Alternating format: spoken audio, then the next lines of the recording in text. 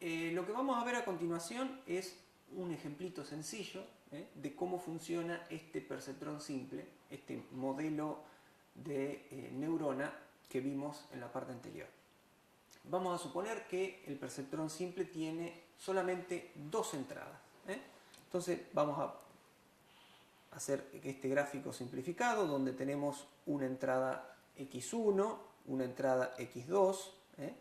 Vamos a tener asociado a la entrada x1 su peso sináptico, W1, y su correspondiente peso sináptico W2.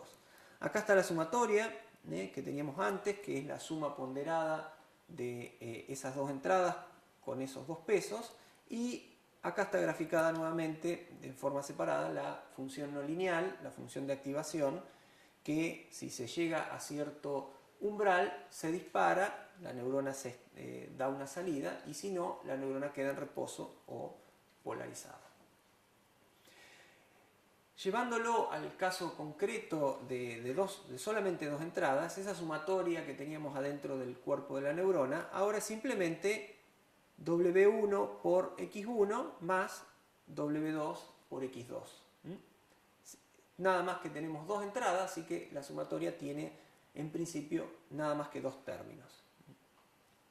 Entonces, ¿cómo funciona esta neurona? Supongamos que tenemos la salida de activación de la función signo. Entonces, simplemente la salida va a ser el signo de esa sumatoria. Si esa sumatoria, por ejemplo, da 3,5, la salida va a ser más 1. Si esa sumatoria da menos 10 o menos 2 o menos 15, la salida va a ser menos 1 y listo. Fíjense que es un modelo muy sencillo, muy fácil de calcular, lo hacen con una línea de código en cualquier lenguaje. Entonces, lo que estamos viendo acá es que hay un punto crítico de funcionamiento de la neurona, que es cuando esa suma ponderada supera el 0.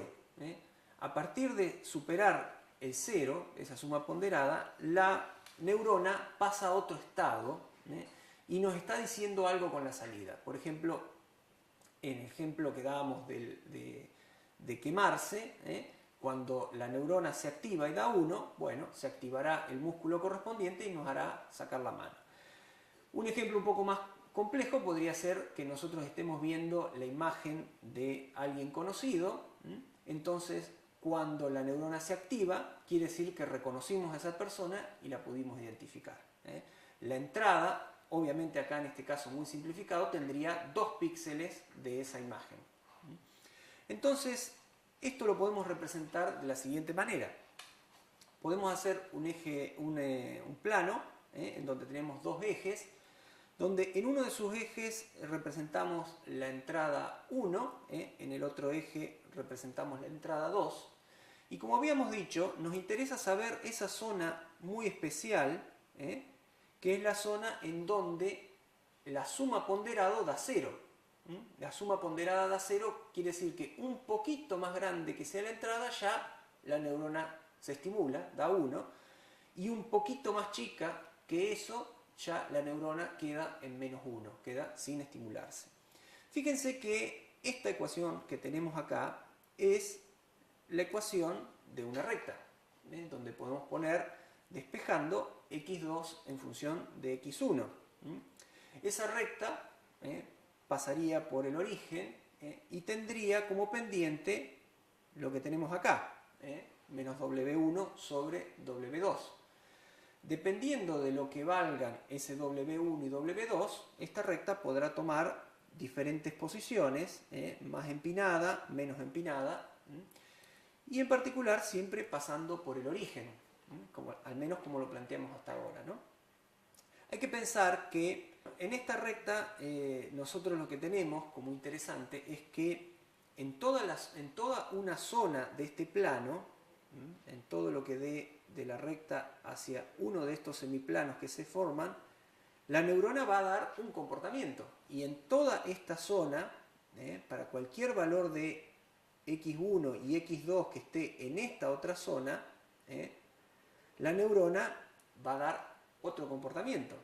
Podríamos estar pensando, imagínense, en este caso en el que dibujamos acá, Claramente estos pesos, como esta recta está a 45 grados, estos pesos están valiendo lo mismo. Podrían ser los 2,1 o los 2,2 o los 2,3 o los 2 menos 1. Lo interesante es que valen el mismo valor. Supongamos que valen los 2,1. Entonces, si valen los 2,1 y yo tengo, por ejemplo, una entrada x1 que tiene valor 1 y una entrada x2 que también tiene valor 1, la formulita me estaría dando 1 por 1 más 1 por 1, 2, que es mayor que 0. Quiere decir que en toda esta zona que yo rayé, en toda esta zona, la neurona estaría dando como salida más 1. Y en toda la zona de abajo, en ese caso, la neurona estaría dando como salida menos 1.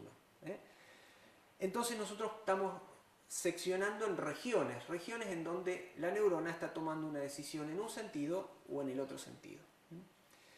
Supongamos que tenemos que resolver este simple problema que ustedes conocen, que es el problema de la función O. La función O en inglés OR.